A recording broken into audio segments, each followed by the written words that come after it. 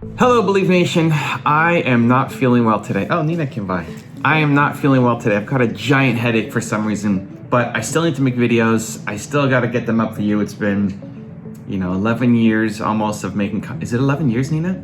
It's been a long time of making content, and videos go up every day no matter what. And so I'm gonna do a little different format for this week of filming because I'm not on my A game. We're gonna play a clip and I'm gonna react to it, and hopefully you guys still find some value. So today, let's learn from David Goggins and how to have a cookie jar. And just as I said that, Nina brought, oh my gosh, Nina, what are we eating here? Yummy stuff. Look at this. Can you quickly explain what it is? Noodle with peanut butter, satay sauce, soy sauce, scrambled eggs, vegetables, and chicken. This is looking amazing. Is this chicken, you said? Yeah. And salt. Gotta love Nina. Gotta love Nina. Okay, let's learn from Nikki Nina. Let's learn from David Goggins. I wake up every morning.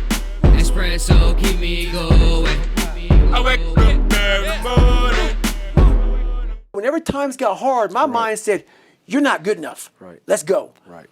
So my mind wasn't, my eyes, my mind weren't connecting. Right. So how do you combat that? So how you combat that is this. I call it the cookie jar. Okay. You have to remind yourself. We all have a story. All of us have gone through very hard times. Mm-hmm. But when we're in a hard time, our mind has a way of forgetting what all we've overcome. Mm-hmm. I have a way of taking 1 second when I want to quit and saying, okay, you endured this. So I look at my life and how I came up as the ultimate training ground versus most people look at it as why? Woe is me. God, why? Right, exactly. Why? Right. I had to flip this upside down and say, hang on a second. God was training me to be one of the baddest men on the planet That's Earth. absolutely right. That's how this was my journey. Okay, so I think the strategy here is when you want to quit, you remind yourself of all of the things that you've been through and how much of a badass you are and how much you've overcome and accomplished. And I think that can definitely be a good strategy. I think especially if you have reminders or what I call play bigger triggers in your environment that remind you of what a badass you are. Let me show you. Let me take you on a quick office tour. Right, this is whoa. Just dropped my chopstick. Let me show you here. So one of the things that I did, I've got a couple things in my office. We've got the neck braces, right? So as I walk in here, I see the awards and everything great, but I've also got these 2 neck braces from when I broke my neck. I wore this for 60 days. This one, and it got duct tape on it here because it started breaking. And I wore this one too as my backup.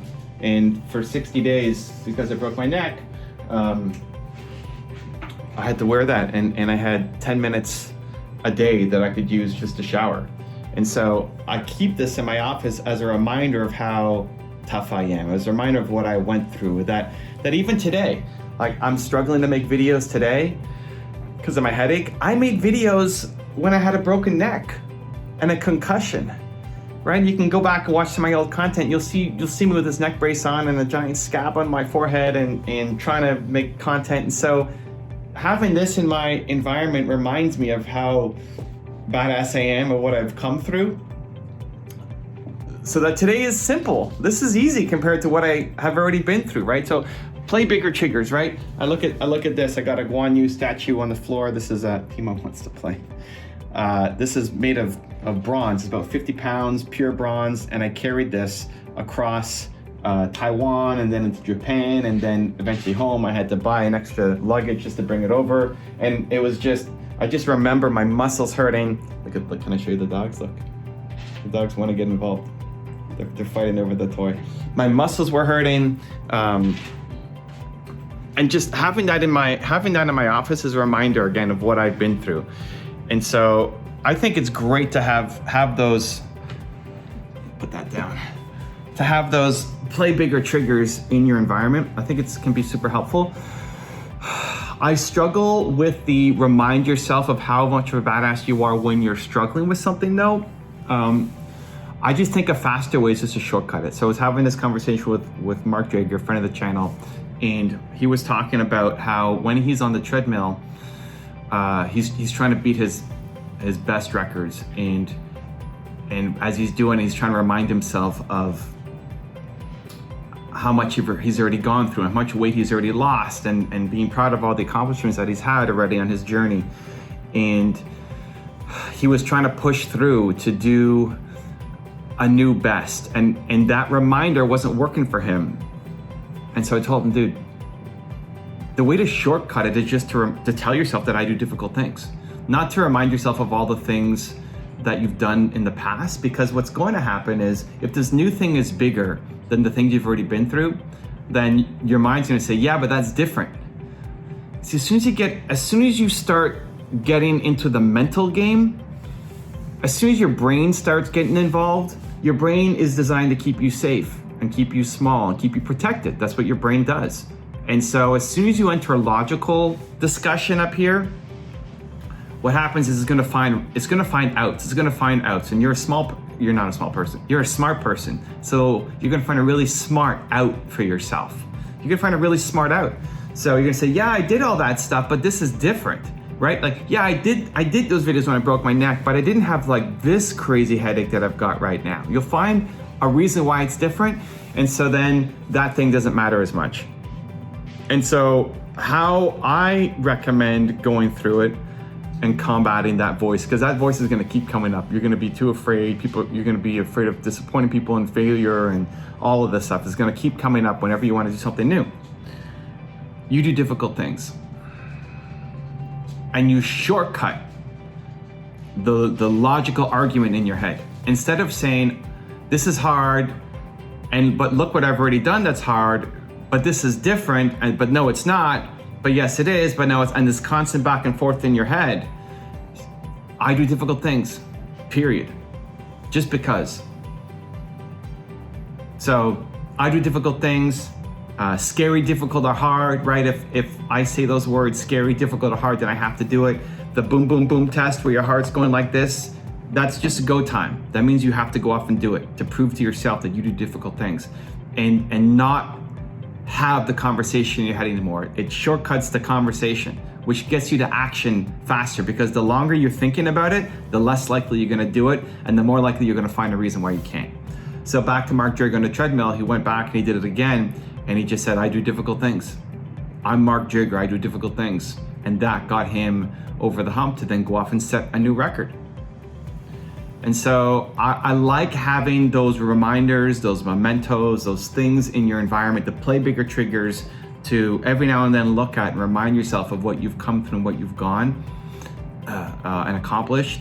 But I think when you're in the moment, this is one man's perspective. When you're in the moment and you want to do something and you're afraid and you think it's too big for you, and it's too difficult and too scary and too hard, I don't know if the reminders work. I think they can work some of the time. I just think a lot of times people will just find another reason why it's different this time.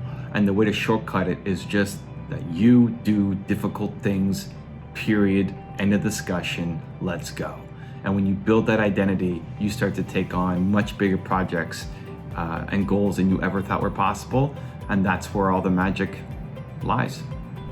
So I've got a really special clip I think you're gonna enjoy. But before that, question of the day, I wanna know, what difficult thing do you need to just say yes to? What difficult thing are you debating in your head and listen to the voices and trying to find a logical path forward, or really you just need to do it? Let me know, let us celebrate you, put it down in the comments below. And if you made it this far and you commit, you promise to take action after watching the video, give me a hashtag believe in the comments, because I want to celebrate you. Mr. Carnegie was a hard bastard. Vanderbilt was a hard bastard. Henry Ford I was a hard bastard. Rockefeller was a hard bastard. Steve Jobs was a ruthless hard bastard. As Apple CEO Cook regularly begins sending emails at 4:30 in the morning on Sunday, he's a hard bastard. Why are all these guys that changed the world got one thing in common? They're tough as nails, ruthless, take no prisoners, And then we got you. A stiff drink and a good can kill most people in this room. I'm ashamed to say. In fact, forget the stiff drink, just a good. My proceeds from PayPal acquisition were 180 million, blah, blah, blah, blah. Then I had to borrow money for rent.